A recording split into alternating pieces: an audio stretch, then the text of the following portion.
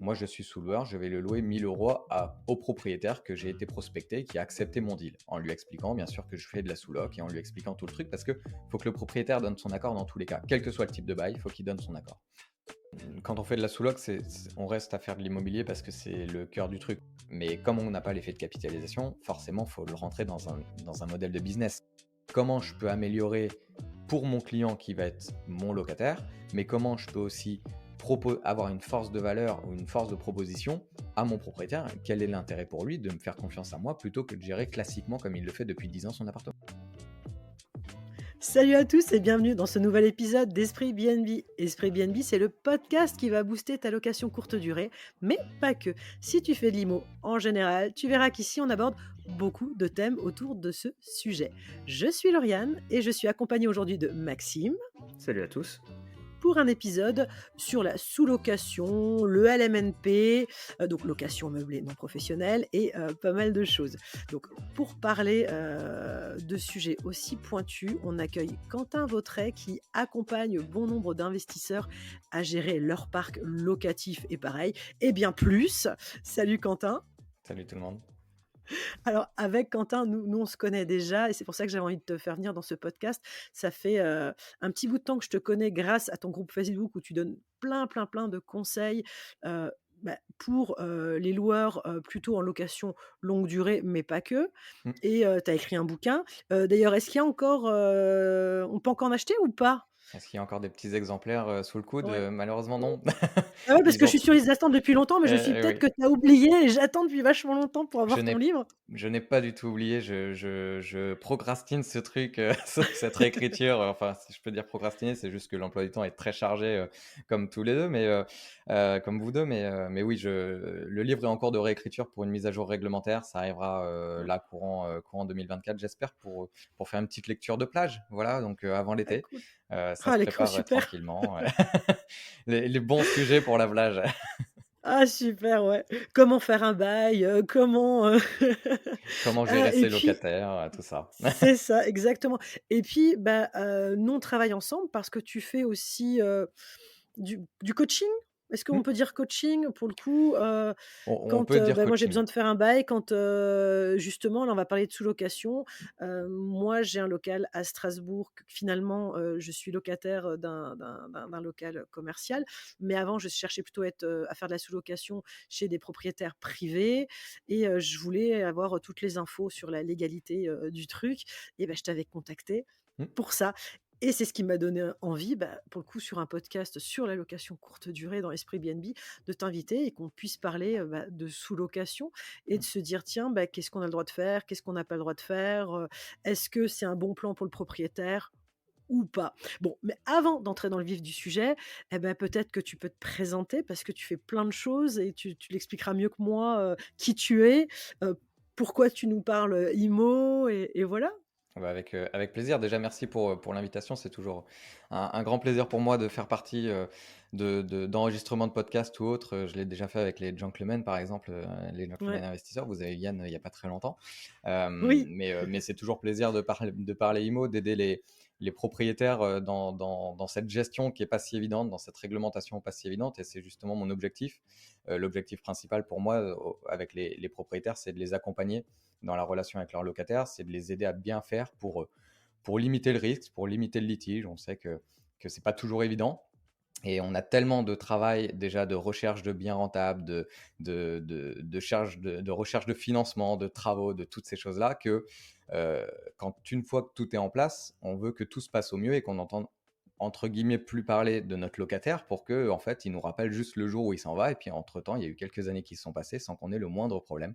Voilà, ça c'est un peu le monde du bisounours, ça se passe un peu différemment dans la réalité des choses. Donc l'objectif moi c'est d'aider ces propriétaires à faire correctement les choses, à anticiper leur gestion pour anticiper les problèmes et surtout les éviter.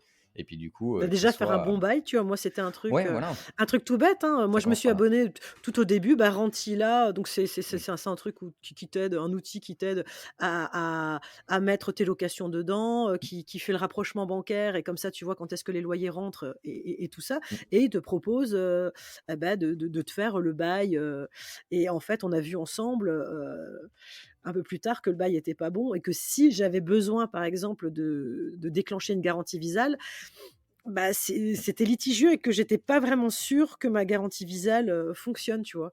C'est ça, bah, c'est clair que le bail, c'est la base, contractuelle, hein, de la relation et on se rend pas compte, mais juste pour un bail, faut connaître une centaine de règles pour bien rédiger un bail. On se dit: «Oui, on a un modèle conforme», on trouve un modèle conforme sur internet et puis ça roule, quoi. Je remplis le truc comme je remplis, ma feuille d'impôt, sauf que la feuille d'impôt, il y a une notice qui peut nous aider parce que c'est pas toujours évident.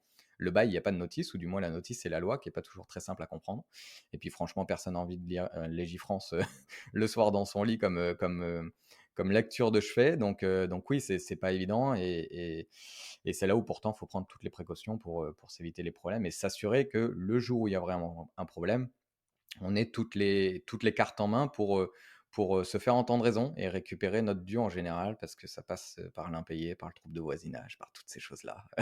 Voilà. Mais il faut se faire entendre raison et ça passe par le bail, clairement. Exactement. Pour le coup, toi, tu es dans l'IMO, pas que pour du conseil, tu as Non. tes propres biens aussi finalement? Oui, oui, j'investis dans l'IMO locatif depuis quelques années, j'ai aussi bien de la coloc que de la location nue, enfin je diversifie beaucoup pour des raisons, personnelles. Alors je n'ai pas de LCD à titre perso pour, aussi des choix personnels, on pourra en parler, mais c'est vrai que je suis sur la longue durée, que ce soit du nu, du meublé, ou de la coloc ou de la location classique.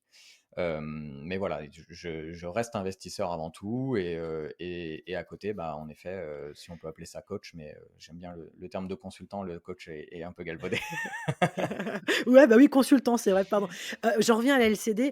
Je crois que pour beaucoup, en tout cas c'est mon cas, hein, on fait de la LCD pas, sauf Yann. Yann, il kiffe des gentlemen investisseurs, il kiffe la location courte durée, c'est son côté Mmh. commercial.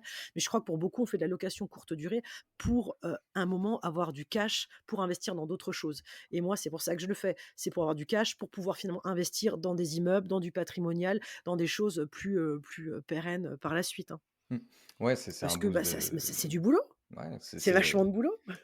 mais on n'a rien sans rien, c'est pour ça, c'est aussi simple que ça, on n'a rien sans rien et puis la LCD apporte clairement un boost de rendement, hein, et il faut pas se le cacher, ça veut pas dire que ça demande moins de travail, bien au contraire, on vient de le dire, mais oui, c'est comme la coloc, par exemple, hein, tout le monde n'est pas fait pour faire de la coloc, mais quand on fait de la coloc, c'est parce qu'on cherche du rendement et que si on louait le même appart à une famille, bah, ça serait pas le même loyer, tout simplement.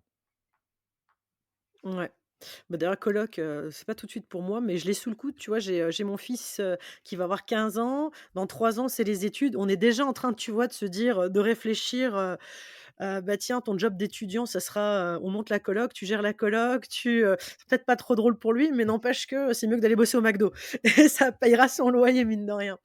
Bah, tiens, on en revient au sujet du jour, la sous-location.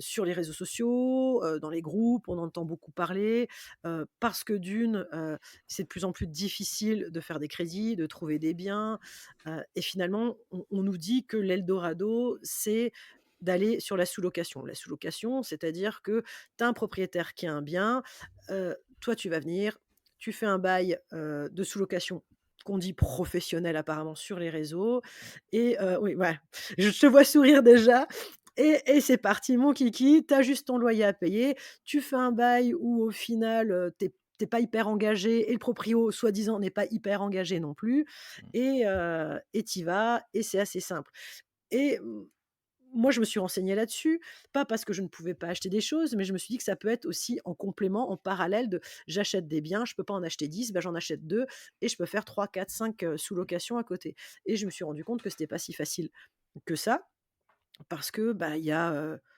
déjà, il y a le propriétaire qui est hyper réticent et qui connaît rien, qui connaît pas ce domaine-là Mmh. et puis parce que, bah, il y a peut-être des lois, il y a peut-être des règlements de copro, il y a peut-être plein d'autres choses déjà dues à la LCD, en plus du propriétaire et que, bah, le contrat doit être peut-être plus compliqué que ça. Donc je sais pas ce que tu en penses là-dessus, ce que tu peux nous éclairer là-dessus? Bah, en fait, ce qu'il faut comprendre dans la sous-loc, c'est que dans la loc classique, on a un bail. Propriétaire, locataire, c'est clair. Et même si je l'ai dit tout à l'heure, avoir un bail, c'est pas forcément quelque chose d'évident parce que ça reste un contrat légal. Avoir deux baux parce qu'on fait de la sous-loc, donc c'est-à-dire un premier bail entre le propriétaire et le locataire, et puis le locataire en fait un sous-loueur qui lui-même va avoir un bail de sous-location avec son sous-locataire. Voilà, c'est un peu comme ça que ça se passe. Donc on a deux baux dans toute l'histoire. Donc le sous-loueur, finalement, il est locataire et loueur.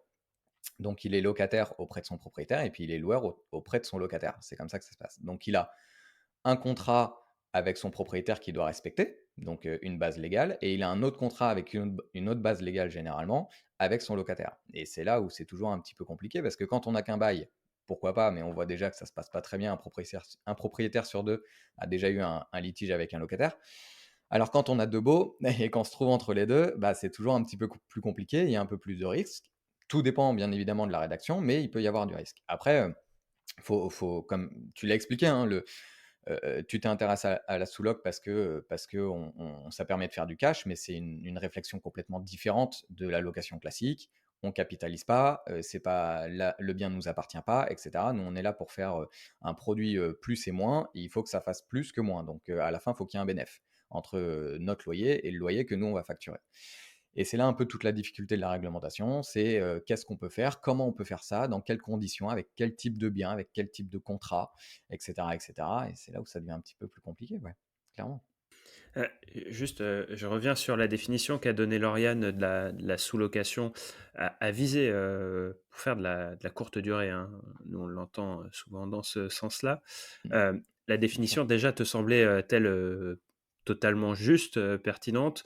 Ou est-ce que tu ferais des ajouts par rapport à cette vision-là qui, on la présente souvent, hein, comme, je vais voir un propriétaire, lui, ça lui change rien à son loyer, ça lui change rien à ses habitudes, ça lui change rien à sa déclaration, à la fin de l'année.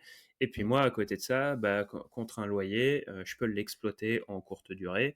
Et comme tu disais, j'ai ma colonne charge, j'ai ma colonne produit, et à la fin, je fais mon bénéfice. Voilà. mm. Cette définition-là, pour toi, elle est complète, ou est-ce qu'il y a des ajouts à faire? Est-ce que tu vois des compléments, ou des erreurs dans ce que j'ai Mmh. dit?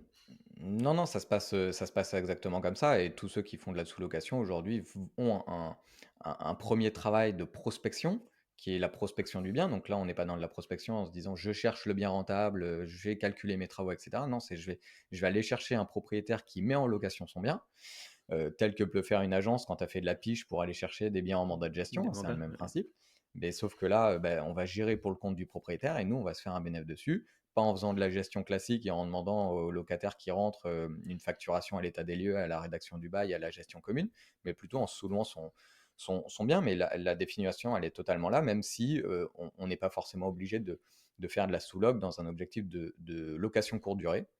La sous-loc fonctionne aussi En pour coloc, faire de la colocation. Voilà, on loue un bien en nu et puis on le met en sous-location. Et en fait, on fait une coloc dedans en meublé, donc on meuble le logement et puis on Donc loue tu à fais des un personnes. contrat aussi parce que la Oui, sous-location, à la base, en fait, sans être professionnel, la sous-location, tu n'as pas le droit de louer, donc le propriétaire doit être au courant et tu n'as pas le droit de louer plus cher que, ce que tu loues au propriétaire. Donc mm, là, tu es de nouveau obligé de faire un en fait, tu es obligé d'être pro.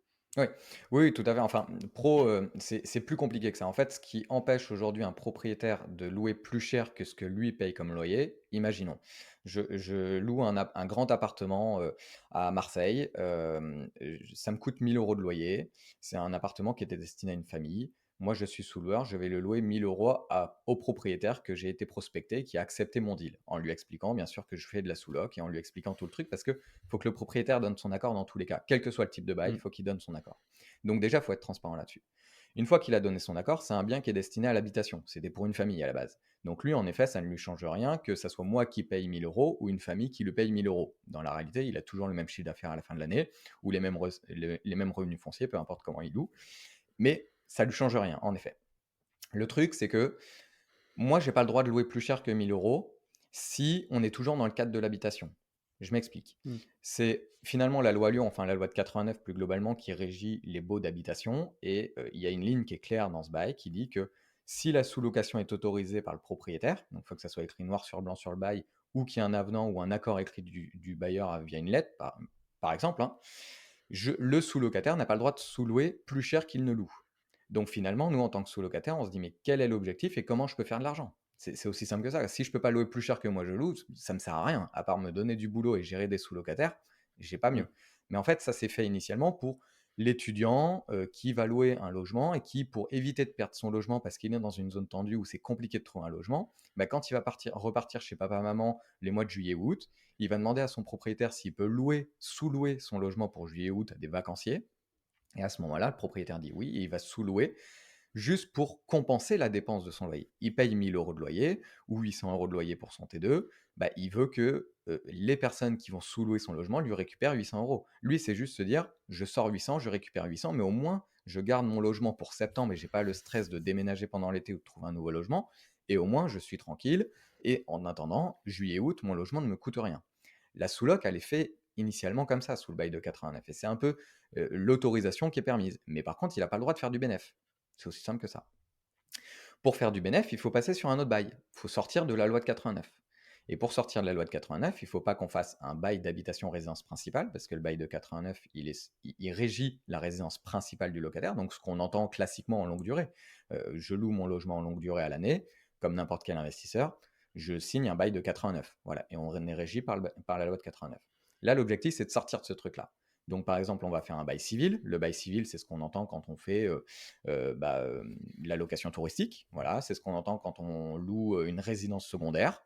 C'est ce qu'on entend quand on loue une résidence secondaire à un cadre supérieur, par exemple, qui va rester quelques mois dans notre habitation parce qu'il a une mission sur place dans un autre département que sa résidence principale. Mais c'est surtout que si on fait ce bail-là, ça veut dire que la personne a une résidence principale ailleurs. Voilà. Elle se Et domicilie là, pas, elle se domicilie pas dans le logement.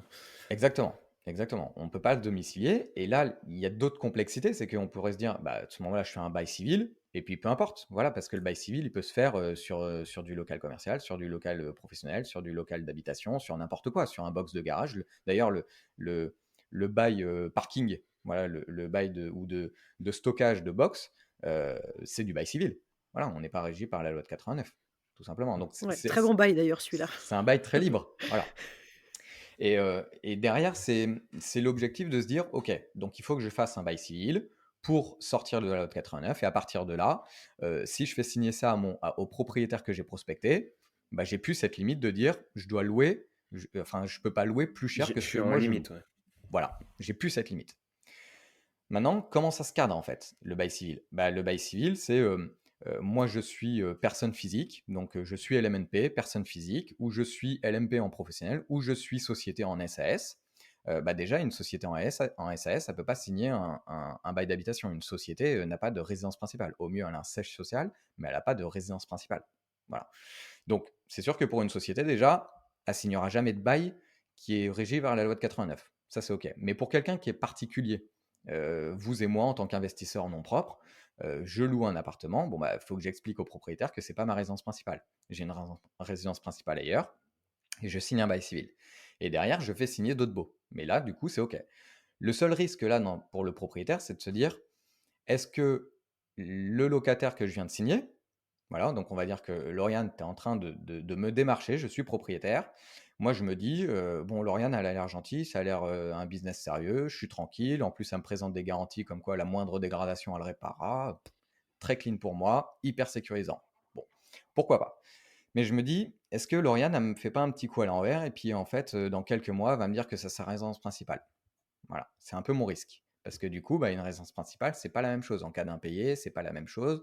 En cas d'occupation sans droit Ah nétif, c'est pas oui, la même en chose. fait, ce que tu expliques, c'est que, tu peux en cours de route, en fait, si moi d'un coup, je fais mon bail civil, mais si d'un coup, je déclare ça en résidence Hmm. principale, oui, ça personne nous en parle, ça j'ai jamais pensé Mais il y a une et limite donc en pour le fait. coup, Hmm. ça switch et finalement ça tombe sur cette fameuse loi, 89, c'est ça? C'est ça, D'office? c'est ça. Ah ouais, le En fait, propriétaire, il est coincé là. OK. ouais, il est coincé. Et le truc, c'est que le bail de 89, on le sait tous, la réglementation de 89, elle est pro-locataire. On a beau dire, Ah enfin, ouais, la clairement, réglementation clairement.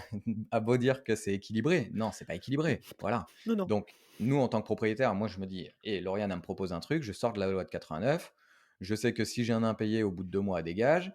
Je sais que si, je sais que ça, c'est Mais en plus, pratique. c'est ce qu'on Voilà. fait noter, enfin, c'est ce qu'on fait noter soi-disant, enfin, tout ce que tu vois sur, tous les groupes et tout ça, Ouais. en disant: «Bah, tu vas voir le propriétaire, tu lui montres, un bail où tu lui dis: "Oh, mais si jamais, de toute façon, on paye tous les mois, on entretient l'appartement, mais en l'espace de enfin, il a 3 mois s'il a envie, si ça lui va pas, pour récupérer l'appartement" et en fait, c'est pas si facile que ça. C'est pas en 3 mois, le propriétaire récupère son appartement ou si tu payes pas, il te met dehors, tu vois? Non, c'est pas aussi simple. En bail de 89, c'est très long, des procédures d'impayés, Parce que ça tu va vois très ça va très loin. En bail civil, c'est un peu plus rapide. Ça veut pas dire que Parce ça que se tu fait vois, du jour au dans lendemain. les locaux commerciaux, Oui, effectivement, c'est différent. Quand tu as un bail, avec enfin, sur les C'est locaux un bail commerciaux, 369, c'est encore bah, sur les différent. ouais, voilà, ça, sur le 369, c'est complètement différent. mmh, Donc pour le coup, ce que je comprends pas, c'est pourquoi finalement on fait pas un 369, tu vois, là-dessus?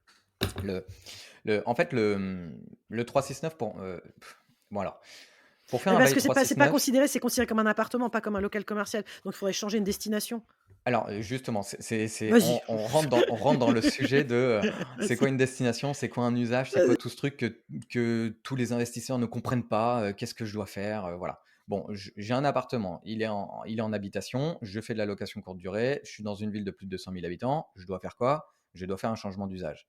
Parce que le fait de louer en location courte durée va automatiquement changer l'usage de l'appartement et du coup, il faut que je le déclare en mairie. Bon, ça, vous êtes habitué en LCD, c'est très classique. Ça, c'est de l'usage. OK? L'usage, c'est de dire: «Je change une habitation en quelque chose d'autre». La destination, c'est autre chose. La destination, c'est pourquoi est prévu le bâtiment. C'est un bâtiment commercial, c'est un bâtiment d'habitation, c'est un bâtiment agricole, c'est un bâti voilà, il y a 5 catégories et dans chaque catégorie, il y a des sous-catégories. Bon, destination, c'est définitif.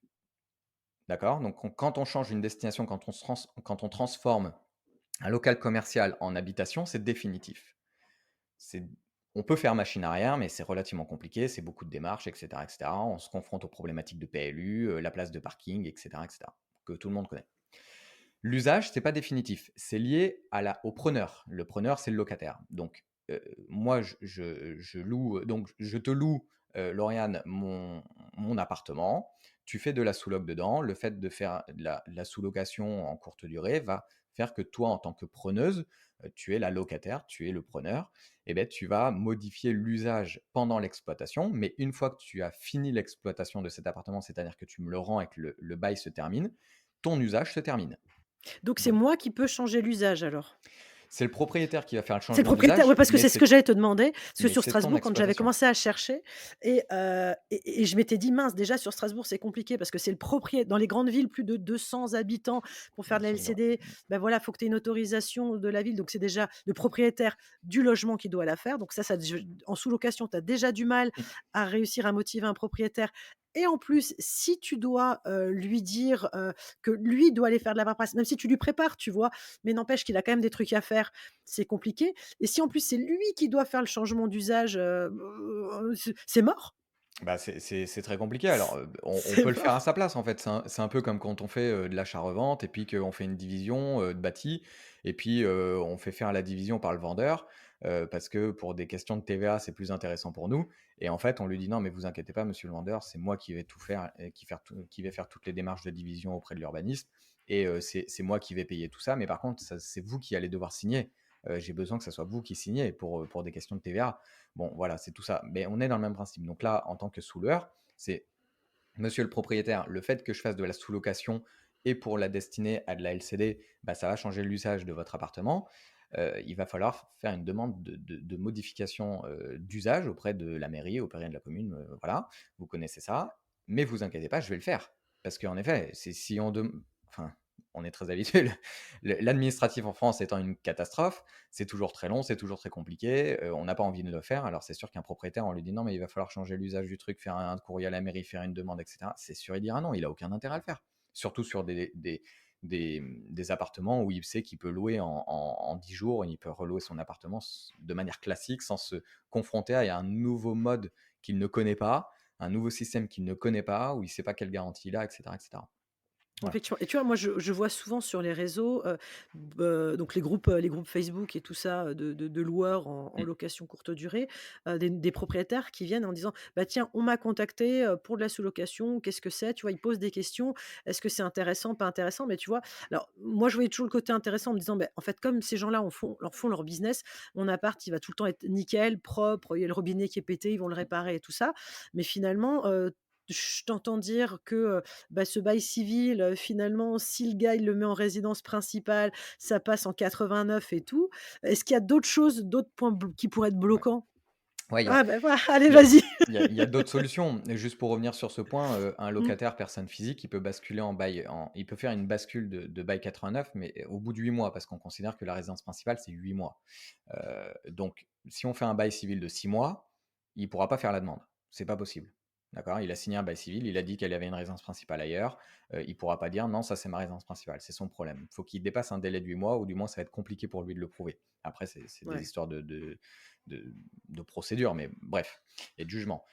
Mais voilà, donc le bail civil, il a ce truc-là. Après, le bail civil auprès d'une société, il n'y a pas de risque. Comme je l'ai dit, une société n'a pas de résidence principale. Une société a un siège social, donc là, il n'y a pas de risque de Et donc requalification tu en veux bail faire un bail 89. civil avec une entreprise donc? Et tu peux faire un bail civil avec une entreprise. Et là où OK. on parlait justement de l'usage, c'est de dire, mais pourquoi on ne fait pas un bail 369? Le bail 369, c'est un bail commercial. C'est ce qu'on appelle un bail par période triennale, d'où le 369. Et ce bail commercial, il y a quelques obligations, enfin quelques éléments à respecter pour pouvoir en signer un. C'est-à-dire que je suis propriétaire d'un local. euh, Est-ce que je peux signer un bail 369 avec mon locataire? Pour répondre oui, il faut que le locataire, il soit inscrit au RCS ou au RM, donc RCS, Registre du commerce et des sociétés, et RM, le répertoire des métiers. Voilà. Il faut qu'il y ait un fonds de commerce, donc c'est-à-dire qu'il y ait une exploitation dans le local. Il faut qu'il y ait il y ait un tas de trucs, mais surtout, il faut que l'usage soit commercial du local. Et c'est là où j'ai commencé à rentrer dans le détail de dire c'est quoi un usage, c'est quoi une destination. Parce que si on commence à dire, mais est-ce que c'est bien usage commercial ou destination commerciale? C'est pas la même chose. Une destination commerciale, on change la destination et le jour où on veut retransformer ce local en habitation avec une destination d'habitation, bah là, problématique de PLU.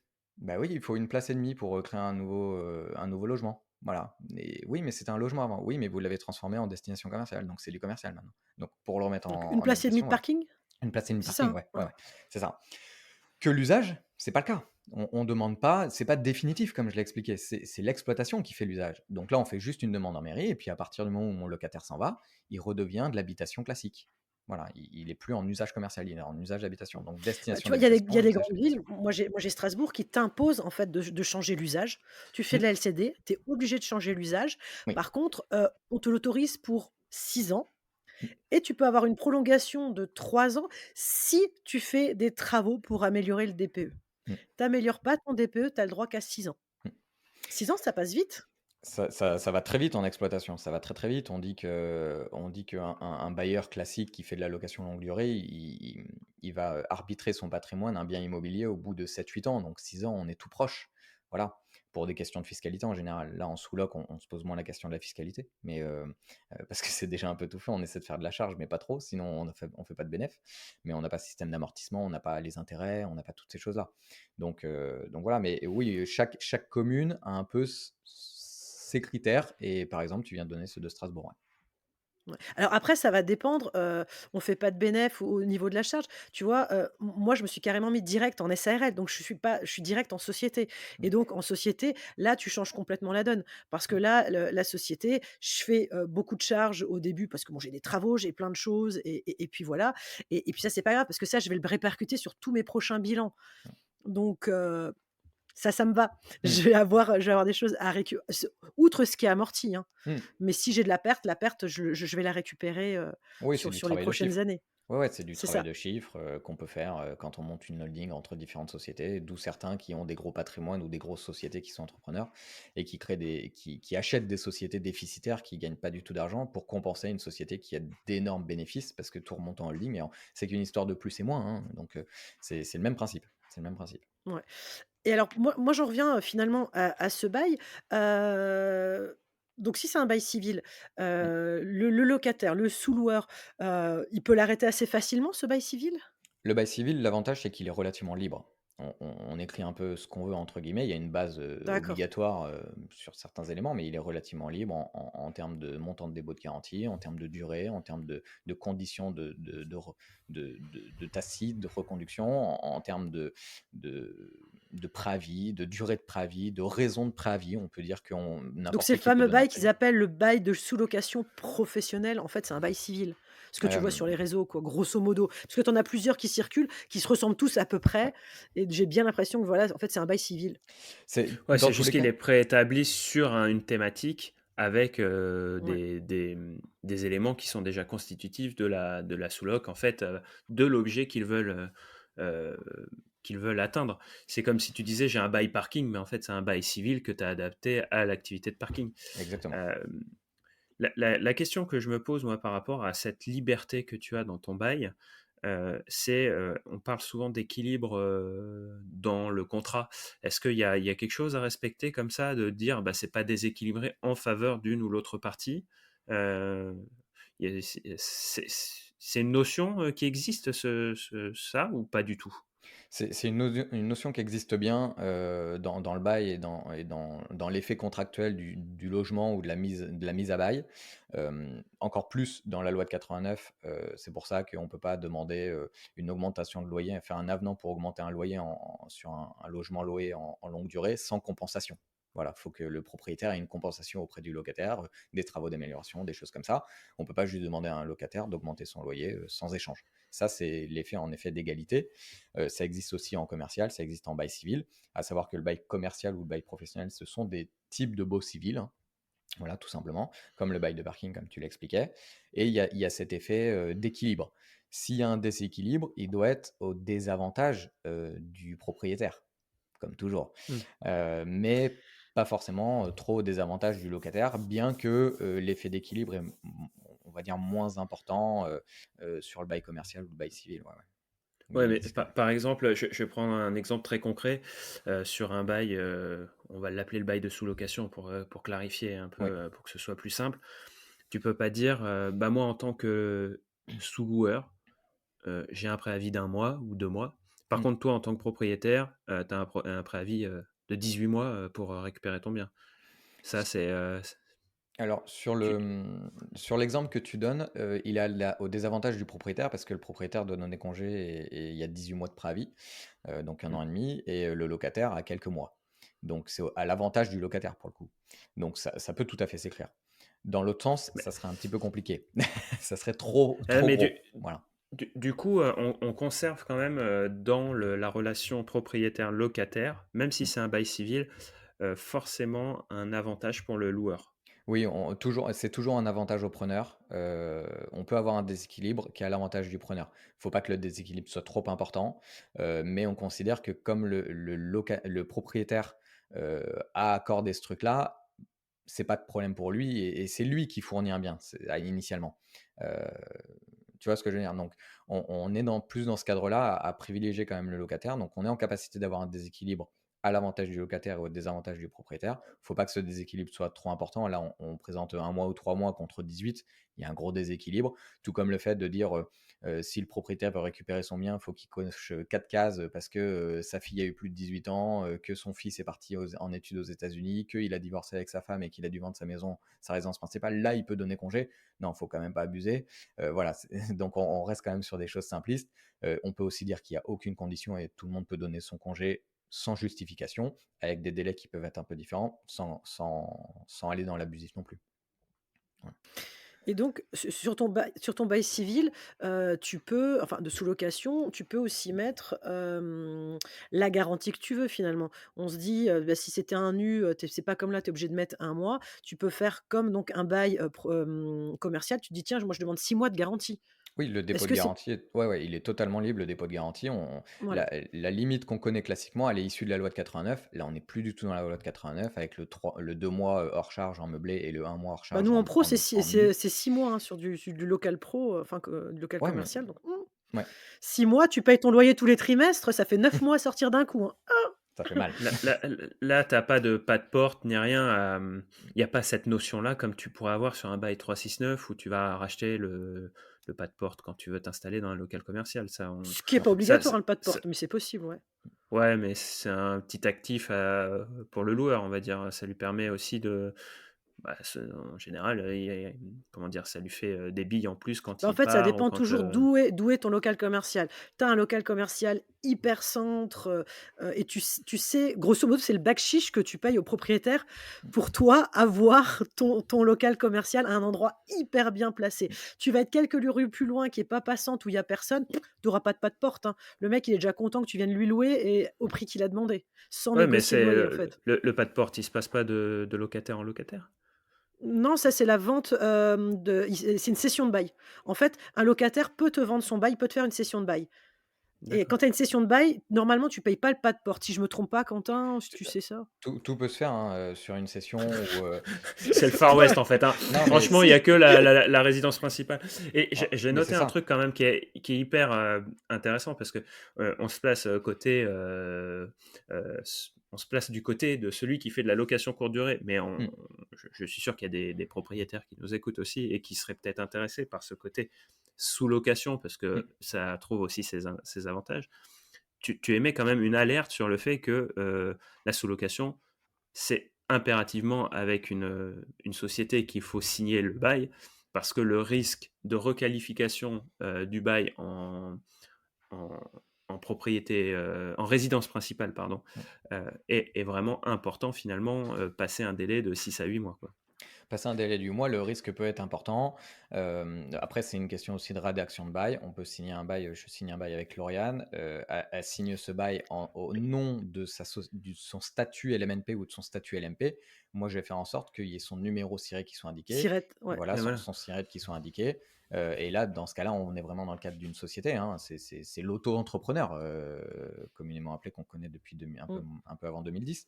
Mais c'est ce truc-là. Donc là, on est Mm. sous un statut. Euh, ça reste toujours un statut personne physique, ça a foutu bien le bordel, Ouais, cette c'est situation un, pas c'est un- c'est physique. un- C'est le c'est bordel. un- c'est un garde-fou quand même Ouais, que je trouve quand même assez intéressant ouais. parce que ça me fait penser à un parallèle avec le monde du travail, mais ce bail civil, en fait, tu pourrais très bien avoir un propriétaire qui dit bah moi je te signe un bail civil parce que j'ai pas envie de m'emmerder avec un bail 89 et je prends comme ça un étudiant Mm, et en gros c'est le Far West. mm, Comme une société pourrait dire, mais moi je te prends pas en CDI, je te prends en auto-entrepreneur, tu vois. mm, Et du coup, je suis plus régi par le code du travail et j'ai plus les mêmes contraintes. Donc mm. c'est quand même un garde-fou de se dire, bon, au bout de 6 mois, si le mec il a dit c'est ma résidence principale, en fait, ce bail civil est caduc et je passe sur de fait sur un bail C'est avec toute ouais, la protection du locataire qui va derrière. Et c'est ce qui va finir par arriver avec l'auto-entreprise. Et on le voit avec toutes les requalifications qui arrivent aujourd'hui en contrat de travail des auto-entrepreneurs qui font 99 voire 100% de leur chiffre d'affaires avec une seule et même boîte, qui leur donne des emplois du temps, des plannings à respecter, les congés quand est-ce qu'ils doivent les prendre et tout. Donc Alors, moi je reviens, c'est un garde-fou. Ouais. Donc c'est juste, je note ce point-là qui est assez oui, intéressant et qui est pour le coup quelque chose que je ne savais pas sur ce bail. tu as totalement moi je Lauriane, tu reviens raison. voulais dire? côté propriétaire aussi, heu, je trouve que c'est plus intéressant, bah, tu me valideras ou pas, Quentin, de signer un bail donc avec un professionnel, SARL, SAS, peu importe SASU, sur le fait que quand tu as signé ce bail-là chez le notaire, parce que c'est toujours un bail que tu signes chez le notaire, ton bail professionnel en général, tu le fais pas comme ça, sur une feuille, normalement. Le propriétaire a tout intérêt à le faire. L'avantage, c'est que quand tu veux, mettre dehors ton locataire qui ne te paye pas ni rien, Mm, c'est beaucoup plus facile parce que tu vas voir l'huissier, il me paye pas. En fait, quand un professionnel ne te paye pas, c'est mm, bien plus facile de le mettre en défaut de paiement qu'un mm, particulier mm, et peut-être que quelqu'un qui est juste en LMNP, mm. Bah, je pense. la raison est simple, c'est que on compare souvent avec, je vais faire un parallèle avec le bail civil qu'on connaît, qui est très à la mode à Paris ou dans toutes les villes en zone tendue pour la location longue durée de la LLD. On fait du bail civil pour éviter le plafonnement des loyers parce qu'on est hors loi de 89, etc. Tu parlais tout à l'heure, du coup, Maxime, de la requalification d'un auto-entrepreneur en salarié. C'est le même problème avec un propriétaire qui cumule les baux civils de 6 mois pour pas aller à la limite de 8 mois, mais il cumule avec le même locataire. Bah, c'est un peu le même truc de cumuler les CDD avec le même salarié. Au bout d'un moment, il y a une requalification en CDI s'il va au prud'homme, etc. C'est le même système. Donc, c'est pour ceux qui font de la location longue durée et qui échappent à l'encadrement des loyers via le Mm. bail civil. Et là, on a la même chose sur ta question, Lauriane, c'est que euh, le bail civil ou le bail de sous-location, il faut que, comment dire, euh, il faut que tu te protèges dans tous les cas, mais en cas d'impayé, c'est toujours plus simple parce que ce n'est pas la résidence principale. Je le répète, une société n'a pas de résidence principale. Pourquoi c'est difficile de mettre un locataire qui est en impayé? C'est parce que c'est sa résidence principale. Et un juge, ça lui fait pas plaisir de mettre à la rue une famille, de mettre à la rue un homme ou une femme célibataire. C'est pas dans l'ordre des choses. Donc, la pyramide de Maslow, elle est simple. Il nous faut un toit sur la tête, il faut qu'on mange et il faut qu'on ait un toit sur la tête. Un juge dire vous allez dans la rue à partir de ce soir ou à partir de demain parce que je vais envoyer des gens pour vous expulser, c'est difficile. Une société adore pas dans la rue, c'est une personne morale, elle n'existe pas en tant que telle. Donc on n'a pas ce truc de mon voisin, de mon ami, de mon cousin, cette personne humaine qu'on met en difficulté. Mettre en difficulté une société, pour un juge, ça lui pose beaucoup moins de problèmes. Et c'est pour ça que la procédure est plus simple, qu'on peut expulser un professionnel, qu'on peut expulser une société commerciale beaucoup plus simplement qu'on expulse une personne physique dans une habitation. C'est aussi simple que ça. La procédure déjà n'est pas la même, mais en raison de ce truc-là, parce que la personne morale est moins protégée que la personne physique. Voilà. Parce que la personne morale, elle dort dans la rue. Oui, bah, elle dort tous les jours dans la rue. Elle n'existe pas. C'est que du papier. Voilà. Et c'est pour ça. Donc, on a exactement cette facilité. Ouais. Très bien. Ouais, je voulais revenir sur un échange qu'on a eu au début par rapport à la sous-location et à son aspect légal quand tu avais un bail d'habitation. Alors, je fais une petite digression, mais je me dis que ça permettra de faire une petite bulle parmi ces sujets un peu juridiques. Mais je suis étudiant, mais en gros, le week-end, je vais chez papa-maman. Est-ce que je peux sous-louer tous les week-ends mon logement et puis avec des tarifs qui sont les tarifs de la location courte durée. Et du coup, est-ce que là où je ne dois pas faire de marge, c'est sur le prix rapporté à la nuitée ou sur le prix par rapport au loyer mensuel? Et donc, en gros, si tu optimises bien tes prix, en gros, en 4 week-ends, tu peux presque arriver à compenser ton loyer ou il ne te reste pas grand-chose. Est-ce que ça, c'est autorisé? Si tu as Le prix de l'accord du la... propriétaire, on Ouais. reste bien d'accord. Hein. Il faut avoir cette base-là d'accord de propriétaire qui autorise le locataire étudiant, par exemple, qui rentre chez papa et maman le week-end à sous-louer. Ça, c'est clair, il faut l'accord écrit. Ce qui est Et assez rare. Hein. ce qui est assez Enfin, rare, mais ça se voit. En réalité, ça se voit. Les temps sont difficiles un peu pour tout le monde, donc certains propriétaires accordent le truc en disant, à savoir que c'est le locataire qui est responsable de son sous-locataire. Hein. Donc le sous-locataire dégrade entièrement le logement en un week-end. Ça sera sa responsabilité au locataire de se faire rembourser par son sous-locataire ou de payer à ses frais la remise en état. Parce que le propriétaire n'a aucun lien avec le sous-locataire. Le propriétaire, il va D'où se retourner déjà contre le louer locataire. que sur Airbnb et pas sur Booking. Vous avez AirCover sur Airbnb. Ouais, Faites ouais. pas ça sur Booking, quoi. Non, mais faut qu'un locataire étudiant, il prenne conscience du danger qu'il a et de la responsabilité qu'il a par rapport à son sous-locataire et que ça sera lui le responsable par rapport à son propriétaire. Voilà. Ouais, puis aussi que le dimanche soir, quand il rentre de chez papa-maman, il faut qu'il retrouve sa chambre, quoi. Enfin, tu Oui, vois, c'est... on a eu Il y a, beaucoup il y de a- cas il y a- comme ça. Hein. Sous location et puis le mec part pas et il finit squatté. Hein. Et ça, c'est un danger. Et c'est pour ça aussi que des propriétaires refusent parce qu'ils n'ont pas la main sur le locataire final qui va vivre là pendant le week-end, etc. Donc c'est toujours un peu compliqué. On a peur de l'inconnu en tant que propriétaire. C'est notre bien. Donc c'est normal. Et après, pour répondre à ta question sur la partie loyer, il n'y a que en location courte durée, on parle de nuitée. En location classique, on parle au mois. Donc en effet, quelqu'un qui optimise très bien ses nuitées, il peut parfaitement, en 4 week-ends, rembourser son loyer du mois. Ouais, parfaitement. Du moment qu'il a l'accord du propriétaire et qu'il ne dépasse pas la limite légale du nombre de jours dans l'année. Ouais, tant qu'il fait pas de bénéf. Non, mais c'est un sujet qui, à un moment, je me suis dit, mais quand j'étais étudiant, j'étais jamais là le week-end, mais j'aurais dû Airbnb. Alors, je dis pas, je l'aurais fait tous les week-ends, mais si j'avais ne serait-ce qu'avoir 200 balles de couvert. En fait, des fois, tu te dis, je vais travailler au McDo pour aider mes parents à payer mon loyer. Alors qu'en fait, finalement, t'es pas là les week-ends et tu le louerais, ça, tu gagnerais. Peut-être pas autant qu'en travaillant. Pas non plus Mais tu envoyer du vois, moi, rêve avec à mon tout le garçon, monde. c'était déjà prévu, tu vois, un appart en sous-loc, essayer de voir, tu vois, pas en colocation, pas en sous-loc, en colocation, peut-être voir s'il y a moyen de faire 1 ou 2 chambres en Airbnb, tu vois, en juillet-août, quand tous les étudiants se barrent et en disant à mon gamin: «Bah, toi, juillet-août, tu gères les chambres en Airbnb, machin et tout», histoire que, ça te fasse de l'argent pour vivre sur l'année ou au moins payer le loyer, parce que le loyer, c'est un énorme poste quand tu es étudiant, quoi. Clairement, clairement. Puis Bon, on a un peu pas se le dévié, mais cache, c'est important. Après, il faut trouver le propriétaire qui est OK, comme tu disais, parce que c'est lui qui gère le risque.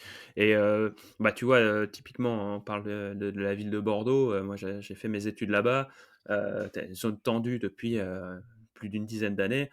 Les propriétaires, clairement, la sous-location, il disait, mais moi, je refuse catégoriquement, parce que de toute façon, en septembre, je retrouverai quelqu'un. Donc, si tu veux pas payer mon loyer pendant les 2 mois. Donc, ça se retrouvait avec des sous-locs sauvages, Mm. où les mecs, ils prenaient encore plus de risques. Mm. Et là, pour le coup, moi, j'ai vu des trucs où, quitte à pas faire un truc autorisé, je le fais bien. Et ça me paye un trimestre de loyer. Non, mais j'ai des mecs qui étaient comme ça. Je dis, Bien sûr. quitte à faire un truc interdit, autant y aller comme un sauvage. C'est pour ça que moi, je préfère quand il y a du dialogue, parce que au moins, on comprend les problématiques de chacun, et que quand tu as un bon locataire, des fois, si tu as toujours payé tes loyers, s'il a toujours été droit, que quand il a un problème, il t'appelle, et ça évite que ça s'envenime et que c'est machin, qu'il n'y ait pas de problème avec le voisinage, et qu'il te propose une alternative pour que tu le conserves. Bon, on parlait des salariés tout à l'heure, c'est le même modèle, hein. Quand tu as un Mm. bon locataire, je pense qu'aujourd'hui, quand on voit le nombre de problèmes qu'il y a, des fois, il vaut mieux garder quelqu'un de fiable, quitte à aller un peu vers l'inconnu sur 2 mois dans l'année, quoi, et le laisser gérer. Il y a clairement, on le sait, hein, voilà, mais il y a plein de propriétaires qui s'en rendent pas compte parce que finalement l'appartement est clean et que le reste de l'année ça se passe bien, donc on se pose pas vraiment de questions. Donc ça existe, très clairement ça Bah, existe. regarde, Bah, Yann des Gentlemen, c'est ce qu'il nous a raconté en fait. Il louait son appartement avant de faire la LCD, il faisait pas Mm. d'LCD, mais il louait son appartement en location longue durée. C'est le jour où il a pas été payé, il se dit: «Bah tiens», parce qu'il voulait faire, fonctionner Visa, il dit: «Oh là là, tous les papiers, les machins qu'on me demande, ça me saoule. Allez, je vais aller toquer à la porte», et d'un coup, c'est une petite nana, une étrangère qui lui répond, et en fait, bah, le mec, il faisait du Airbnb. Mm. Mais, Yann n'était pas au courant, tu vois? Mm. mm. Non, non, mais c'est pareil, un locataire, on parle des loyers impayés. Bon, c'est un risque, mais le nombre de locataires qui vont se dire, attends, il y a une fuite d'eau, mais j'en ai rien à faire, c'est pas chez moi, hein. Mm. Et qui laissent le truc moisir. Mais alors ça aussi, j'en ai vu. T'arrives, Ah tu ouais, dis, ouais. mais là, le plafond, il y a une fuite d'eau. Oh ouais, mais c'est des papiers, j'ai pas envie de m'emmerder, je pars dans 6 mois, il se démerdera. Mm. Ah, ouais, en attendant, tu reviens. Mais bon, après, je comprends aussi ces gens-là, parce que quand tu vas alerter ton propriétaire, tu dis, il y a une fuite d'eau, il faut faire une déclaration. Vous gérez tout, moi, j'habite pas là. Mm. Bon, pourquoi je vais aller m'embêter? C'est pas chez moi non plus, c'est pas mes murs. Bien Je sûr. suis déjà bien sympa de lui signaler le problème. Enfin, tu vois, on est de la relation humaine, hein, quoi. Donc, c'est comme tout. Si l'humain n'est pas pris en Mm. compte, tu Là n'avances j'espère pas. D'où que l'intérêt aussi de faire de la courte durée, parce que la courte durée, tu as tes équipes de ménage qui y vont très régulièrement, et là, c'est intéressant, et donc ça, c'est un argument aussi Mm. pour réussir à choper de la sous-location. Mais tu vois, vous êtes de Bordeaux, moi de Strasbourg, sur ces grandes villes-là hyper tendues, tu arrives même pas à accéder aux propriétaires quand tu veux faire de la sous-location, parce que tu as Oui. les annonces, en fait, Déjà, ils en te tant que demandent déjà un locataire, dossier. Ils te déjà, en tant que demandent déjà un locataire, t'arrives dossier. pas à Tu peux les pas donner un t'arrives pas à les dossier. toucher. Il faut que tu viennes leur parler. Ton dossier, il est pas bon. Tes dernières fiches de paye, ton machin, ton truc. Tu dis ouais, je te donne, mais en fait non, parce que je veux pas habiter dedans. Et c'est mort. En fait, d'office, c'est mort, c'est mort, c'est. Moi, j'ai essayé pendant plus d'1 an sur Strasbourg. D'ailleurs, s'il y a des gens sur Strasbourg, hein, qui veulent mettre des apparts en sous-loc, je suis là, mais parce que ça fait 1 an que je me suis pris des vestes. Et moi, j'ai fini dans les locaux commerciaux, parce que, et encore, les locaux commerciaux, c'est très très compliqué, parce qu'on a le même problème. Tout le monde dit oh ben, va faire de la LCD dans un local commercial. Mais pareil, si tu l'achètes pas ton local commercial, et pareil en grande ville, si tu l'achètes en grande ville parce que tu veux faire un max de pognon, le problème c'est que ça coûte une blinde. Donc finalement, tu n'es absolument pas rentable. Tu as énormément de travaux à faire dedans. Euh, donc ça reste compliqué. Donc effectivement, moi je me dis la sous-location, plutôt alors aller la faire aux abords des grandes villes, un peu plus loin, mais pas dans nos grandes villes en fait, Mm. où c'est trop contraignant niveau paperasse, Mais pour un tas de choses. on parlait de la sous-location comme une alternative au prix de l'immobilier qui ont augmenté et au coût du crédit. Difficulté de financement. Mais la sous-location est soumise quand même aussi à une énorme contrainte, c'est que si tu n'apportes pas plus, en fait, quand tu es sur un marché locatif tendu, si tu n'apportes pas plus, pourquoi, comme tu disais tout à l'heure, Quentin, j'irai, moi, propriétaire, vers un système que je ne connais pas, Mm. vers une méthode d'exploitation que je ne connais pas. Mm. Par contre, c'est vrai que si tu arrives avec une vision business, et là, on va plus axer sur le côté entrepreneurial de la sous-location, mais si tu arrives avec une vision business et que tu apportes une valeur ajoutée au propriétaire, alors là, il entendra peut-être, malgré la tension locative. C'est-à-dire, je ne sais pas, ça peut être financier, dans l'aspect, moi je prends en charge votre taxe foncière. Tu vois, là, on arrive sur un aspect purement économique. Mais tu as l'aspect aussi, je vais jouer sur la peur de, grâce à moi, en fait, moi, j'envoie mes équipes de ménage. Donc, s'il y a une fuite d'eau, en fait, comme j'exploite le logement en location courte durée, j'ai besoin que ce soit tout le temps impeccable. Donc, en fait, contrairement à un locataire qui va peut-être mettre du temps ou choses comme ça, moi, je ne peux pas me permettre d'avoir un bien qui se dégrade. Euh, ou votre logement, il est super bien placé, mais la cuisine est dégueu. En fait, moi, on s'engage sur une durée minimum, mais je vous refais la cuisine. Ça passe en invest, parce que moi, c'est un business derrière. Je, et on revient toujours sur le même sujet, en fait. Lauriane, qui est l'épisode numéro 1 de notre chaîne, c'est euh, se professionnaliser dans la location courte durée. Tu n'arrives pas en se disant, tiens, en fait, le loyer, il est de 500 balles, j'ai un prévisionnel de 700 balles par mois avec, en faisant ma petite étude de marché, en regardant à droite à gauche. Hop, ça me fait plus 200, j'en prends 5, ça me fait plus 1000, ça me fait un petit side business à 1000 balles, en plus de mon salaire, c'est bien. Ça, pour moi, c'est un modèle qui n'est pas viable, parce que tu gères pas une entreprise comme ça au doigt mouillé et puis avec un taux de rentabilité qui est aussi bas. Et comme on le disait aussi en début d'épisode, quand tu fais de la sous-loc, tu capitalises pas. Donc il faut que tu aies vraiment un business plan solide avec une vision. Et là, moi, j'ai la chance d'accompagner via macom.imo, donc l'agence qu'on a avec Samy, qui est spécialisée dans la location courte durée. On accompagne des sous-loueurs professionnels, mais qui ont une vision. C'est-à-dire qu'ils vont se dire, moi, je me mets sur tel segment de marché, j'ai telle cible, et en fait, quand je prends un bien, en sous-location, derrière, j'y applique ma marque, ma touche, et je vais aller toucher ma cible. C'est un peu comme le mec qui va lancer un resto et il va pas se dire, je vais juste faire à manger. Non, je vais faire, je sais pas, je vais faire du thaï, je vais faire de l'indien, je vais faire de la bistronomie. Et par contre, je vais le faire 5 ou 6 fois dans ma ville, et je vais dupliquer mon concept. Je vais pas faire 6 ou 7 concepts à chaque fois. Donc, c'est là où, quand tu fais de la sous-location, plus qu'encore que dans l'investissement immobilier, je pense qu'il faut que, quand tu fais de la sous-location et de la location courte durée derrière, il faut que tu aies une vraie vision business et pas uniquement gagne, alors sans jugement péjoratif, mais gagne petit à se dire, tiens, je me dégage X cash flow par mois. C'est une vision annuelle que tu dois avoir, c'est même pas une vision au mois, quoi. Bien sûr, quand on fait de la sous-loc, on reste à faire de l'immobilier parce que c'est le cœur du truc. On loue de l'immobilier, on vend de l'immobilier, on permet à quelqu'un de se mettre un toit sur la tête pour 4 ans ou pour 2 jours, peu importe la durée, mais l'objectif est le même, c'est de proposer à quelqu'un un logement. Mais comme on n'a pas l'effet de capitalisation, forcément, il faut le rentrer dans un modèle de business. Je capitalise pas, donc je fais mon chiffre autrement. Et cet effet business, quand on n'a pas la capitalisation, on ne peut pas du coup se permettre de faire les choses simplement. On ne peut pas se permettre de dire, je mets une petite maison en location nue avec une cuisine qui date des années 80 dans un secteur rural où il n'y a personne. Je trouverai un locataire, il restera 15 ans. Ça ne marche pas comme ça. C'est pas la même chose. On vend une expérience, on vend, on, on vend quelque chose d'unique finalement. Et c'est ce truc-là qui est important. C'est comment je peux améliorer pour mon client qui va être mon locataire, mais comment je peux aussi avoir une force de valeur ou une force de proposition à mon propriétaire. Quel est l'intérêt pour lui de me faire confiance à moi plutôt que de gérer classiquement comme il le fait depuis 10 ans son appartement. Et tout ça, c'est du business. Et ça se crée en montant son business plan, ça se crée en montant une offre de produits, ça se crée en apportant de la valeur. Après, la valeur réelle et la valeur perçue, c'est deux choses différentes aussi, mais il faut C'est aussi ça. jouer là-dessus, très clairement.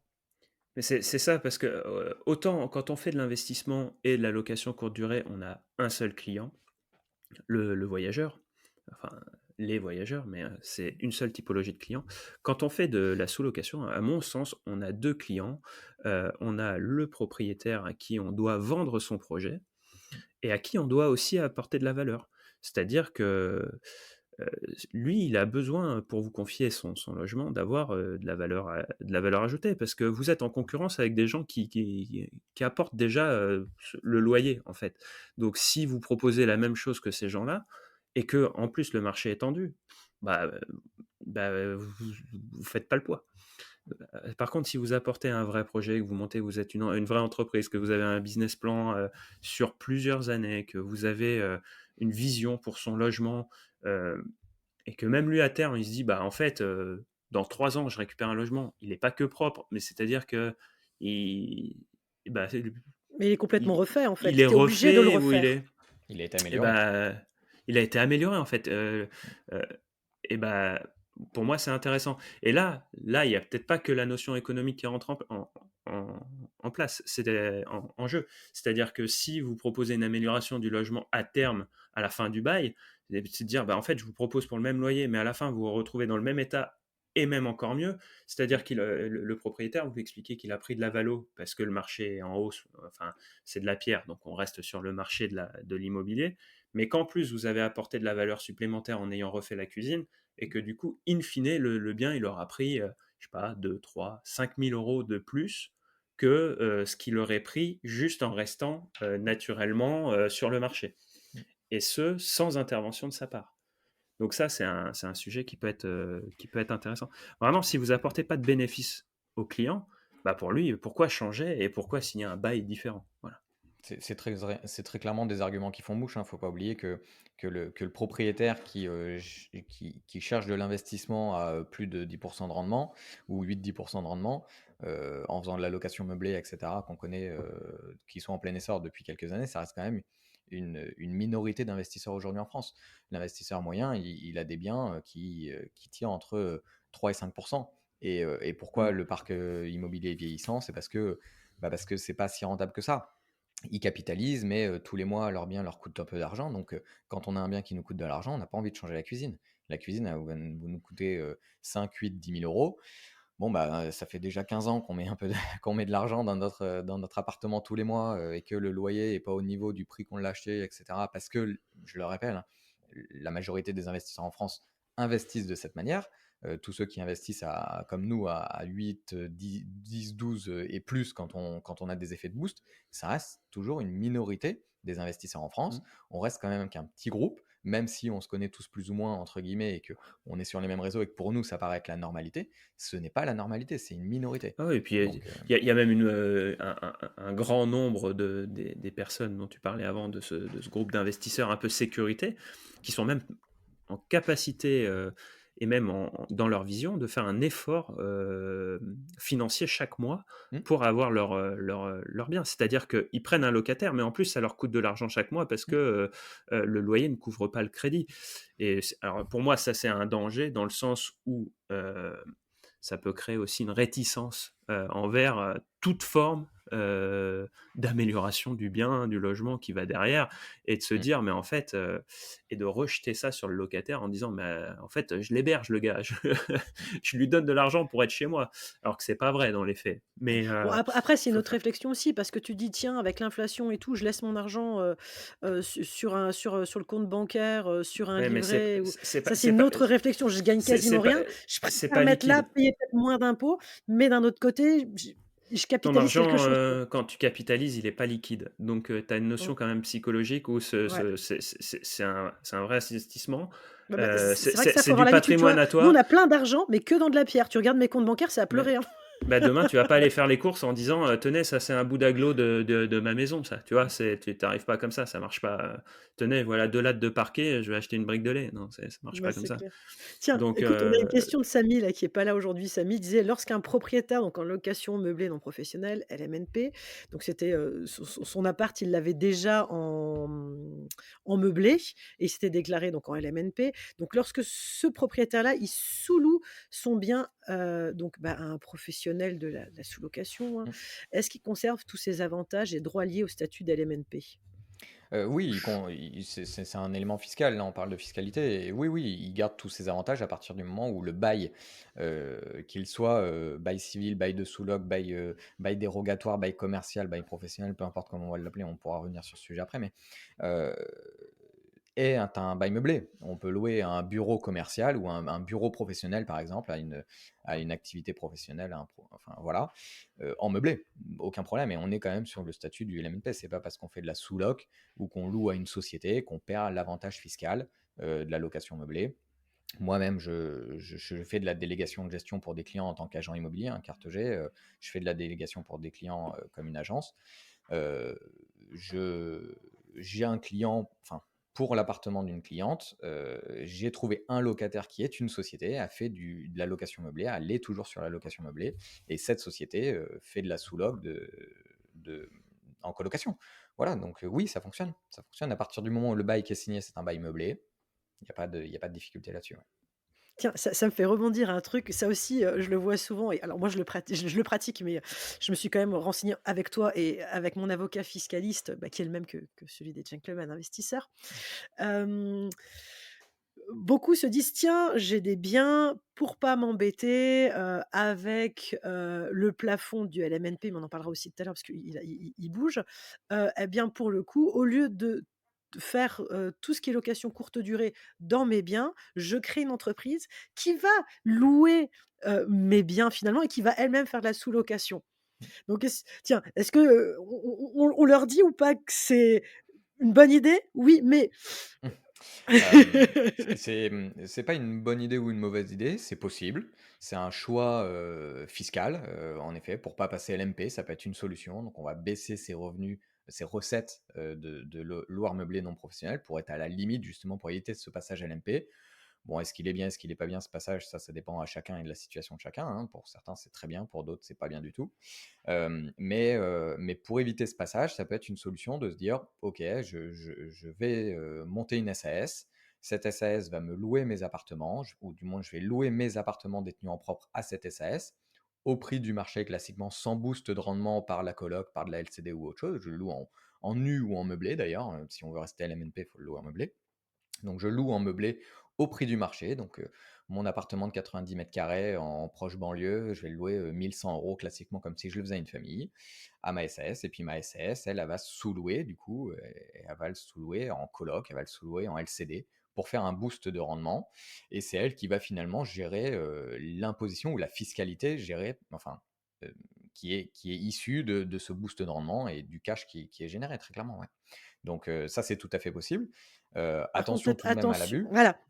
Attention tout de même à l'abus, parce que si on a 10 appartements, bah, pourquoi pas laisser gérer les 10 à notre société, mais ça veut dire que notre société, elle a un client seul et unique qui est nous. Et là, du coup, on voit très bien l'avantage fiscal, on comprend très vite. Alors, l'effet d'abus de droit, alors c'est ce qu'on appelle l'abus de droit, hein, c'est un abus de droit fiscal, il existe.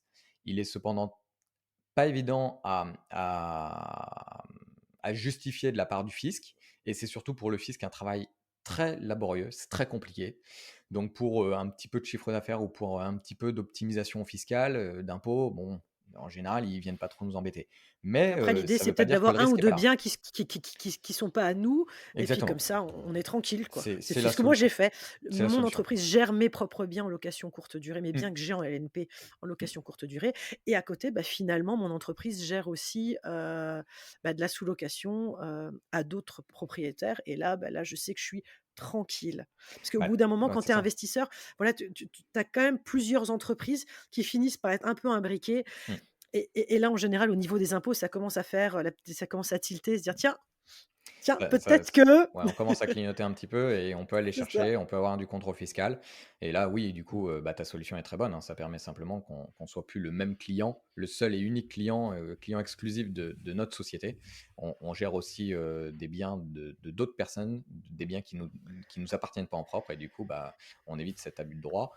Euh, ouais, ouais, c'est tout à fait possible. Après, il y a Tiens toujours l'option de l'OBO, et j'ai hein, encore une sinon, hein. question. Mais, Là, tu vois, tu parlais de, bah, rester en LMNP ou se mettre en nu, avec toutes ces nouvelles législations et qui vont encore changer sur les LMP, parce que je mm, pense qu'à mon avis, on est qu'au début de tout ce qu'on est en train de nous changer. oui. Heu, Est-ce que c'est encore intéressant de rester à l'MNP ou finalement, pas quand on se crée une entreprise et que on se loue ses biens, ou est-ce que c'est mieux finalement de se les louer en nu?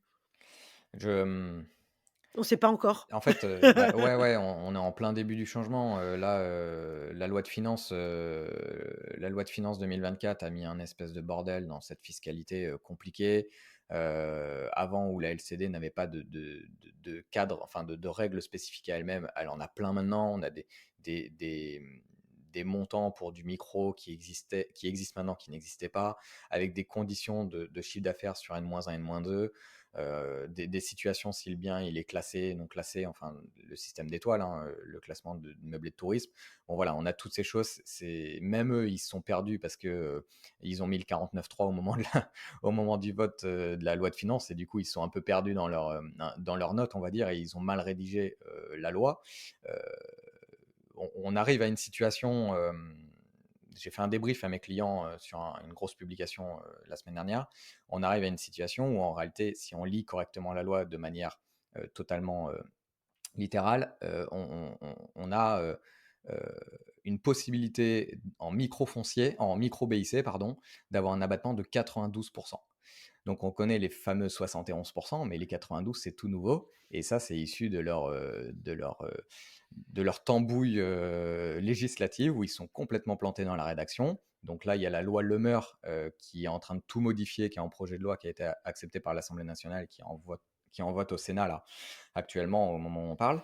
On ne sait pas où c'est que ça va aller, mais c'est pour remettre un peu d'ordre dans tout ça. Par Mais contre, pour c'est... beaucoup d'entre nous, peut-être faire gaffe avec son comptable parce que finalement Oui, son comptable va peut-être pas forcément ça peut parce que j'y pense là, je me dis: «Tiens mon comptable» où je suis une des rares à faire du LMNP chez lui, mm, parce que, bah, je l'ai parce que j'ai d'autres sociétés, j'ai la ferme, j'ai la SRL photovoltaïque et tout et que c'est compliqué de trouver un comptable qui te fait tout. mm, Et puis souvent, c'est moins bon d'avoir plusieurs comptables différents. Vaut mieux que tu aies quand même un comptable qui gère, toutes tes boîtes. mm. Pour le coup, il y a tout intérêt quand même à bien se renseigner et avant de faire ton bilan, lui dire: «Eh, fais gaffe parce que cette année, il y a beaucoup de choses qui ont changé et ça se trouve, il y a peut-être même plus, en tout cas là, à avoir, d'abattement que, que ce que mon comptable m'aurait mis, en fait». Ouais, quand on est dans ta situation avec d'autres business et pas que de l'immobilier et qu'on privilégie un peu les autres business, hein, je dis privilégier entre guillemets, mais plus parce qu'ils sont là historiquement ou parce que ça fait plus de chiffres à l'année ou autre chose et on se dit ok, on va prendre un comptable spécialisé sur, euh, sur de la partie agriculture ou autre comme dans ta situation. Et l'immobilier, bah, on va le mettre chez ce comptable parce qu'il vaut mieux avoir tout chez le même comptable, mais on a conscience qu'il n'est pas spécialisé en immobilier. Il y a Mmh. tout intérêt à lui partager notre veille, même si lui aussi il a des éléments d'information, mais si on est un peu Ouais, le bon, seul client chez lui, ouais. bon, c'est Comptable, beaucoup moi, de je fais travail. jamais, j'ai quand même changé là, enfin 20 ans, j'ai changé 6 fois de comptable. Alors celui-là a l'air pas mal, mais effectivement, ouais, ils font quand même des boulettes des Ça doit, fois, ouais, donc ouais, ça doit être un vrai partenaire, mais faut le comprendre. L'avocat qui coûte le plus cher en France, c'est l'avocat fiscaliste, hein. C'est pas pour rien. mmh, Donc, sous l'avocat fiscaliste, il y a quoi? Il y a l'expert comptable et après, il y a le comptable. Donc, évidemment, ils mmh, sont sur des métiers très compliqués avec des qui textes qui changent évoluent tout le souvent temps, aussi. sur des différences d'activités professionnelles, de régime. Déjà, le contribuable classique n'arrive pas à remplir correctement sa fiche d'impôt, j'ai envie de dire. Bon, bah voilà, il faut se mettre aussi à la place du comptable où c'est difficile pour lui, même si c'est son métier, même s'il a des responsabilités. Je pense qu'il faut quand même être un peu enclin à pas accepter la faute parce que c'est jamais acceptable. Mais de toute façon, ils ont des responsabilités et s'ils font des fautes, bon, bah ça retombera sur eux. Mais c'est possible qu'à un moment, ils déclarent pas de la manière la plus optimale possible. Et là, c'est nous qui en payons les frais. Voilà, après, Exactement. on peut justement faire des actions contre son comptable en disant hey, là, tu te rends compte que tu m'as fait perdre 10 000 balles d'impôts. Il va falloir que tu fasses marcher ton assurance parce qu'il y a un défaut de conseil. Bon, donc il y a Ah des bah, choses par contre, ça, c'est qui... Voilà. intéressant de le savoir parce que, alors ça date maintenant, j'étais jeune, hein, c'était ma première entreprise, j'avais, Mm, moins de 25 ans et j'ai eu un redressement fiscal de mm. 14 000 €. Aïe. Pour une histoire de TVA que bon bref, c'est les impôts qui m'ont fait un courrier: «Oui, vous avez le droit de» et puis ils ont attendu 3 ans et c'était: «Oui, j'ai le droit de, mais ça, c'était pas mis le mais dans le courrier et mon comptable de l'époque, bah, ne m'a rien dit, a continué à déclarer les choses et en fait, mon comptable aurait dû le savoir et pour le coup, quand j'ai eu ce redressement, tu vois, mon comptable m'a dit: «Ouais, mais en fait, moi j'ai un regarde sur le contrat, j'ai un service de conseil, mais rien ne m'engage». Mm. En fait, si, il y a quand même des choses qui les engagent les loulous, quoi. Bien sûr, ils ont des engagements, une faute de déclaration, ça t'engendre un redressement fiscal, bien sûr que si, c'est engageant pour eux, c'est leur métier, hein, on ne fait pas appel à un professionnel, on ne paye pas un expert comptable plusieurs milliers d'euros par an pour Ouais, qu'on ait un redressement fiscal à plusieurs dizaines avec des pénalités, très clairement, donc ouais, c'est non. ça et Voilà. encore, si tu es de bonne foi, tu as pas de pénalité. Moi, j'ai eu cette chance-là. Ouais, «Ah, vous êtes de ah bonne bah oui, foi, oui. ma petite jeune dame». Non, mais là, faut faire le dos 14 000 rond, balles. faut faire le dos rond, faut dire: «Je fais appel à un professionnel, moi, c'est pas mon métier, j'élève des chèvres ou je fais de la location de d'appartement, c'est pas mon truc de faire un bilan fiscal et enfin un bilan comptable. Donc je fais appel à un professionnel. Moi, ok, je vous le paye, il n'y a pas de problème. Expliquez-moi, expliquez-le à mon comptable. On fait le travail ensemble. Et oui, il faut montrer, faut aller Bah, moi, dans ce leur que j'ai sens, fait, tu j'ai vois. carrément demandé, quel comptable, vous me conseillez? Alors ils ont dit: «On n'a pas le droit de conseiller, Mm, mais par contre, chez celui-là, on n'ira jamais contrôler mm. parce qu'on sait que c'est clean». Bon, bah, Oui, voilà, mais j'ai ils ont, changé de mais bien sûr, comptable. bien Je sûr. suis allée voir le comptable qui contrôle, pas ou rarement parce que, bah, Mm. en fait, ça sert à rien qu'ils y aillent vu qu'ils ont rien à aller grappiller à ce moment-là, tu vois? Tu donnes pas son nom parce que sinon c'est parti? Tiens, moi j'ai encore une Mais question, juste, heu si pour parce que j'ai pas répondu complètement à la question, parce que j'ai vas-y, parlé vas-y, pardon. des changements réglementaires qu'il y a eu sur le loueur meublé, mais en réalité, je peux pas dire s'il faut changer, s'il faut partir, et faire du nu ou c'est des stratégies totalement différentes et clairement aujourd'hui l'investisseur à cash flow, il est pas formé pour faire du nu, il est pas formé pour avoir une stratégie de déficit foncier, il sait beaucoup de personnes ne savent pas ce que c'est, ils comprennent pas le système des 10 700, de la déduction des 10 700 la première année, ils comprennent pas toutes ces choses-là. C'est une fiscalité tout à part. Et en plus, pour le moment, comme je l'ai dit, ça a bougé, ça va continuer à bouger, il n'y a rien qui est figé, on ne sait pas trop où on va. Et puis, quoi qu'il en soit, même si on y voit clair pour plus tard, même si on y verrait clair pour plus tard, il n'y a pas de réponse toute faite parce que chaque personne a ses objectifs, chaque personne a sa situation et la réponse à quelqu'un en fiscalité n'est pas la réponse pour un autre, comme en Mmh, gestion ou comme voilà, on reste sur du financier. Donc, dans tous les cas, c'est une question, je pense Ouais. que ni moi ni même un avocat fiscaliste ne pourra répondre comme ça. Faut des études approfondies. Ouais. La ouais. fiscalité, c'est tellement propre à chacun que, enfin, chaque situation, chaque entreprise, Mm. chaque patrimoine personnel, chaque historique, rien Et le que ne simple, serait-ce que si tu es marié ou pas, ça change et ouais, suivant comment tu es marié et puis Ouais si et tu as encore, des tu as pas vu, enfants. ouais, le nombre d'entreprises que tu as, enfin, parce que en tout cas, chez moi, c'est une usine à gaz. Tu vois, à chaque fois que j'ai un rendez-vous, bah, Quentin, le premier rendez-vous qu'on a eu, en fait, moi, j'ai un mind mapping avec mes entreprises, mes machins et à chaque fois, je l'envoie parce que, sinon, bah, c'est chiant. Parce que bien c'est sûr. pas j'ai que des entreprises qui sont dans des domaines différents et c'est compliqué. Mm. Ouais, moi, ce que je voulais demander, bah, voilà, j'ai ma LCD, je suis en LMNP et finalement, je vois que, bah, c'est de plus en plus compliqué de faire de la LCD, dans certaines villes, que, le LMNP, bah, c'est en train de changer, et tout ça, et je me dis: «Bah, finalement, moi, je veux arrêter le LMNP, je veux à nouveau faire de la location longue durée». Mm. Facile, pas facile, comment je fais? Il n'y a pas de complexité. Alors pour tout ce qui est LCD, il y a tout un intérêt à déclarer en mairie qu'on fait plus de location touristique. Voilà.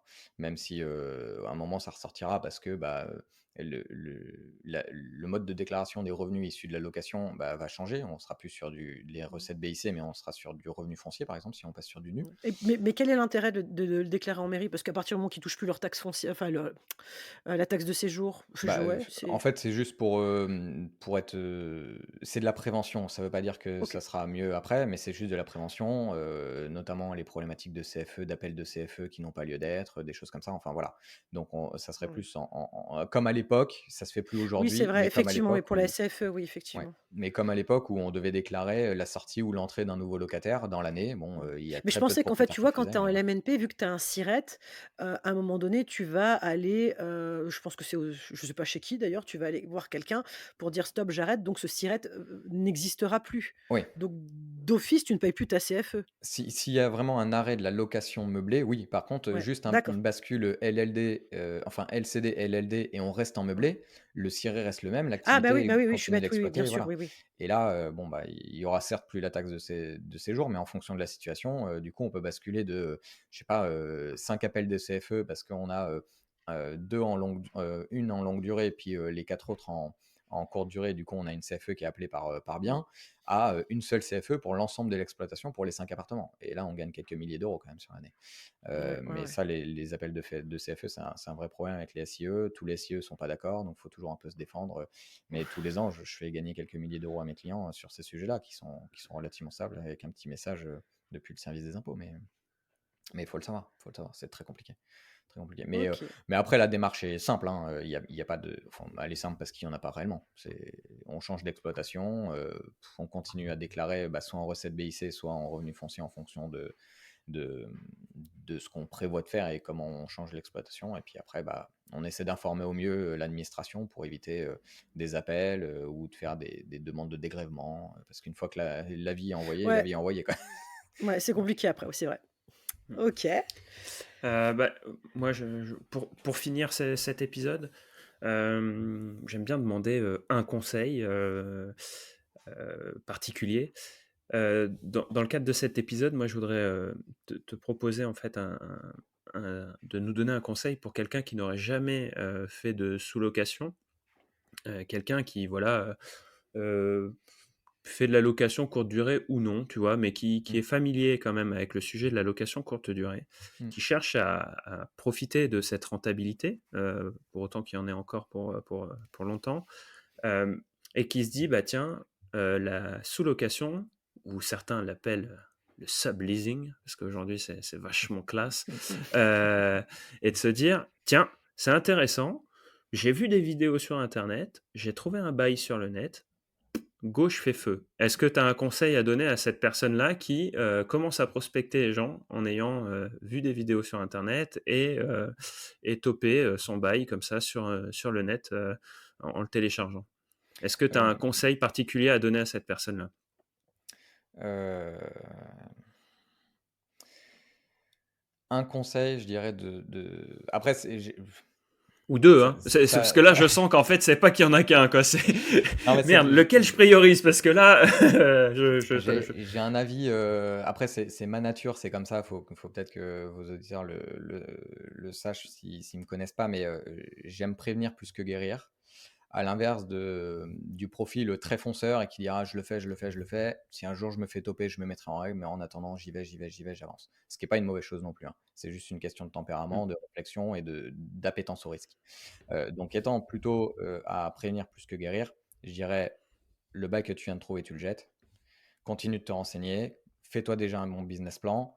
Essaie de démarcher des propriétaires. Fais-toi la main. C'est pas parce que c'est un peu comme dans l'entrepreneuriat. C'est pas parce que tu as pitché ton idée à des mecs que tu vas te tuer l'idée ou que tu vas perdre des clients. C'est pas parce que tu as mal pitché ton produit une fois et que ce client-là, tu l'as perdu parce qu'il n'a pas compris ce que tu faisais, parce qu'il n'a pas compris la valeur de ton produit, parce qu'il n'a pas compris ce que tu allais lui apporter, que tu vas tuer ton secteur. Donc, pitch-le, entraîne-toi pour que le jour où tu es vraiment prêt, le jour où tu y vas réellement, bah, tu aies un pitch qui soit bon et que tu saches exactement ce que tu dis et que tu aies les bons arguments pour convaincre.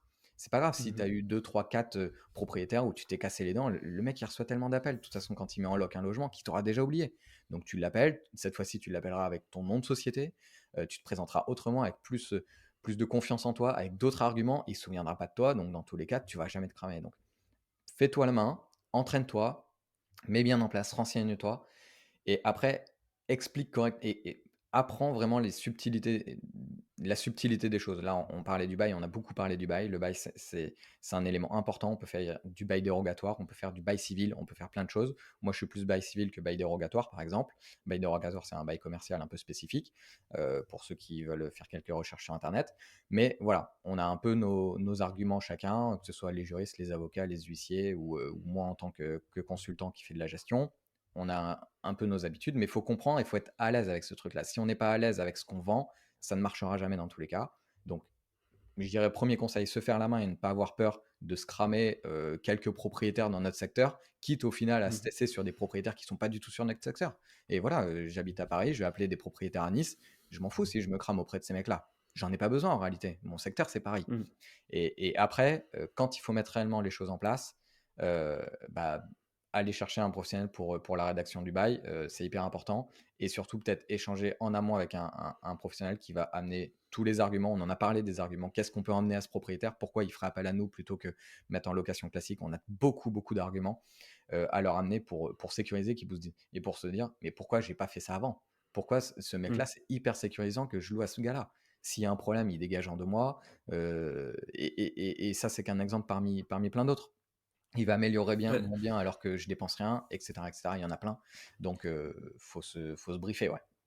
Du coup, dans ce conseil, tu as deux éléments. C'est Mm, prendre du conseil sur la partie administrative mm, pour faire les choses quand même dans les règles. Et comme tu dis, certains vont apprécier prendre le risque. Et dans le sens apprécier, c'est pas le côté j'aime ça, mais je vais juger de mon risque en me disant, mm, bah, en fait, le coût de ce risque, si jamais je suis pas dans les clous, il est de temps et je l'accepte. mm, Euh, et d'un autre côté, tu dis aussi, allez prendre conseil ou travailler plus exactement sur son projet pour avoir une vision claire de ce qu'on va proposer, de la valeur ajoutée qu'on est en capacité de mettre en avant et en fait d'avoir une vraie démarche Mmh. d'entreprise. Et donc du coup là, on se retrouve finalement sur une vision qui est plutôt qu'une vision immobilière. Moi, je trouve que c'est plutôt une vision entrepreneuriale avec l'objectif en fait de monter une activité. C'est pas une, pour moi, c'est pas une activité immobilière quand on fait de la location courte durée avec de la sous-location. On est vraiment sur une activité de commerce. Pour moi, c'est du commerce où on va vendre des nuitées et on a un objectif de rentabilité puisqu'on n'est pas propriétaire de son. On a un objectif de rentabilité encore plus fort, pardon, Mmh. que quand on est investisseur, puisqu'on n'est pas propriétaire des murs. Mmh. Et donc, on se doit d'avoir une vision de chef d'entreprise et non plus d'investisseur qui cherche à optimiser le rendement de son investissement. Tout à fait. Euh, donc, c'est hyper intéressant. Et en termes de conseils sur l'administratif, fiscalité, on peut faire appel à toi, j'imagine. Sur la partie fiscalité, on peut faire appel à moi, mais ça sera pour regarder le global et voir comment on peut monter ça et sous quel type de société. Voilà. Après, je suis pas là pour faire de la compta, c'est pas mon métier. Je suis pas là pour Non, non, non, voilà. mais plus pour se Mais dire, est-ce que je suis dans les clous? Tu parlais ouais, du préventif plus que du curatif. ouais, On peut faire appel à toi si on a des questions, si on va t'accompagner ouais, sur le lancement de ce projet. Bah, exactement. du coup, avec Lauriane, et Samy, on mettra dans le descriptif de l'épisode un lien pour te contacter. Ouais, Si ceux qui nous écoutent aujourd'hui sont intéressés par le sujet et veulent être accompagnés, voilà, ouais, je pense que vous aurez de quoi échanger sur le sujet. Euh, Moi, d'un point de vue marketing, j'en ai vu beaucoup qui arrivaient avec une vision qui n'était pas aboutie sur la sous-location, et c'est vraiment, pour moi, à mon sens, quelque chose qu'il faut vraiment travailler, parce que si vous n'avez pas la vision, euh, bah derrière, le côté administratif, il ne suivra pas, parce que si vous n'avez pas la vision, vous aurez beau avoir le meilleur bail du monde, euh, on vous mettra toujours en difficulté dessus. mm, Et à contrario, si vous avez super vision et que vous êtes un très bon vendeur, mais que derrière, vous avez un bail en carton, bah, vous serez vraiment comment on peut appeler ça. bah, en risque en fait. En risque et Voilà, ce serait en risque et puis clairement, c'est pas. Alors toi, t'aimes pas, tu préfères prévenir plutôt que soigner. Et moi qui fais du marketing, j'aime pas quand on vend un projet qui n'apporte de la valeur qu'à celui qui le vend. ouais, Voilà. Quand on apporte de la valeur, bien sûr, on fait de la rentabilité, on est là pour être rentable, on est là pour gagner de l'argent, euh, mais en général, on gagne de l'argent parce qu'on apporte quelque chose aux autres et on est rémunéré pour cette valeur qu'on apporte. Vous mm, allez manger au restaurant, vous n'y allez pas que pour vous nourrir, vous y allez aussi pour ne pas avoir à cuisiner, mais aussi pour bien manger. Bon, ben, là, c'est pareil. Si vous apportez de la valeur et que vous le faites dans les règles de l'art, et ben, la sous-location, ça peut être un super moyen, à mon sens, sur la vision marketing. Euh, et donc, du coup, il faut Lauriane, tu vas être d'accord avec moi, il faut se professionnaliser, être un vrai entrepreneur sur son Bah sujet ouais. de location courte durée.